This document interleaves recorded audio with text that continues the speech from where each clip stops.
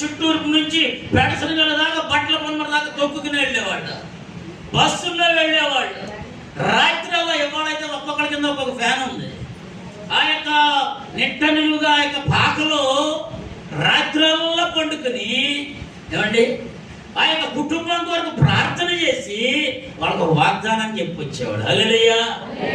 వాళ్ళు కార్చిన కన్నీరు ఏమి చూసి వాళ్ళు ప్రయాసపడ్డారు, ఏమి చూసి వాళ్ళు రాత్రులు నిద్ర లేకుండా గడిపారు, ఏమి వస్తుందని వాళ్ళు ఆ విధంగా వెళ్ళారు. వాళ్ళు కష్టపడ్డారు. నేను ఇదే ఎక్కడికి వెళ్ళి అదే చెప్తాను, మా నాన్నగారి గురించి కానీ మేము ఎవరైనా అదే చెప్పగలను నేను ధైర్యంగా. వాళ్ళు కార్చిన కన్నీరు, వాళ్ళు పడిన ప్రయాస, వాళ్ళు స్వార్థం లేకుండా ఆత్మ రక్షణ కోసం ప్రయాసపడ్డారు. మరి తల్లిగారు పద్మబాయి అమ్మగారికి కూడా మన సంబి అప్పుడప్పుడు చెప్తూ ఉండేవాడు, ఈ రోడ్లో ఎక్కడికి వెళ్ళాలన్న అమ్మ కోతులు కూడా తెలుసు వర్షం వచ్చినప్పుడు అని చెప్పేవాడు నాకు.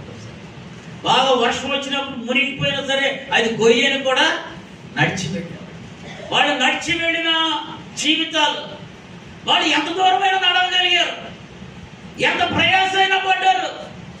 ఇక్కడ చూసినట్లయితే ఈ యొక్క పేతురు యోహానులు వాడు ఆశగా చూస్తున్నాడు. వాళ్ళ సంఘానికి వస్తే చాలా మంది, ఒక ఆయన అన్నాడు వాళ్ళ చర్చ్ అనేది మల్టీ స్పెషాలిటీ హాస్పిటల్ అయిపోయింది. అంటే మల్టీ స్పెషాలిటీ హాస్పిటల్ అన్నీ ఇక్కడే దొరుకుతాయి అంటున్నారంట. ఏమంటున్నారు?